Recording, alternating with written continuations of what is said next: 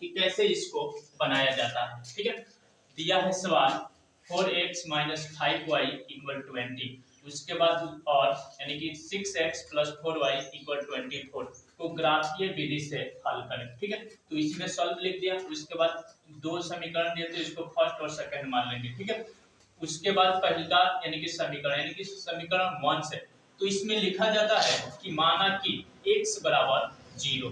ठीक है, तो x बराबर 0 हो गया, तब 4x माइनस 5 इक्वल 20 है। तो जहां x है तो x को हटा के वहां पे यानी कि 0 रख देंगे। ठीक है, तो यहाँ पे 4 गुणे 0 माइनस 5y इक्वल 20, यानी कि कोनो भी संख्या से जब गुणा किया जाता है 0 से तो यानी कि 0 हो जाता है। तो 0 हो गया, तो 0 यानी कि इसको हटा दिया, इसके बाद यानी कि माइनस 5y इक्वल 20, यानी कि इसको डिवाइड करेंगे तो x यानी कि y बराबर हो जाएगा -4। उसके बाद वैसा ही यानी कि x बराबर जब 0 लेंगे तो वहां यहाँ पे भी y बराबर यानी कि 0 लेंगे, माना कि y बराबर 0 हो गया। ठीक है, तो यहाँ पे 4x माइनस 5y इक्वल 20, यानी कि 4x अब जहां यानी कि y है वहां पे हटा के इसको हम लोग क्या करेंगे 0 रख देंगे। ठीक है, तो यहाँ पे 4x माइनस यानी कि 5 गुणे 0 इक्वल यानी कि 20, यानी कि 4x यानी कि कोनो भी संख्या में यानी कि यहाँ पे भी गुणा करेंगे तो 0, यानी कि 4x इक्वल 20, यानी कि डिवाइड करेंगे यानी कि भाग करेंगे तो x बराबर हो जाएगा यानी कि 5। यहाँ पे यानी कि इसका सारणी बना दिया,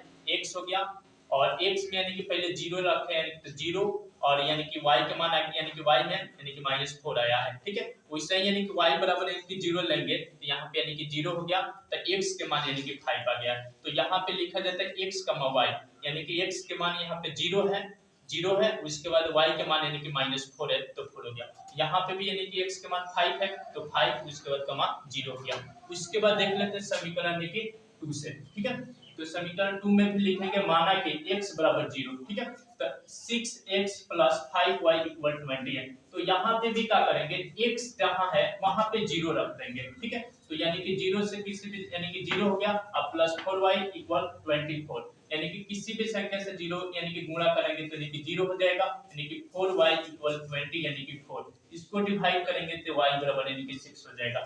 वैसे ही यहाँ पे यानी कि माना कि y बराबर 0 हो गया, तो यानी कि इसमें 6x प्लस यानी कि y है यहाँ पे, यानी कि y को हटा के यानी कि 0 रख देंगे इक्वल 24, यानी कि ये देख लेते हैं ग्राफ। ठीक है, तो सारणी में यानी कि यहाँ पे दिया है पहले x में यानी कि 0 है, तो 0 पे यानी कि ऑलरेडी यानी कि ये खींचा हुआ है, यानी कि खींचा हुआ है 0 पे, यहाँ पे उसके बाद 5 है तो यहाँ पे यानी कि 5 हो गया। ठीक है, उसके बाद y में माइनस है तो y वाला ये माइनस है। ठीक है, तो यहाँ पे यानी कि 4 हो गया।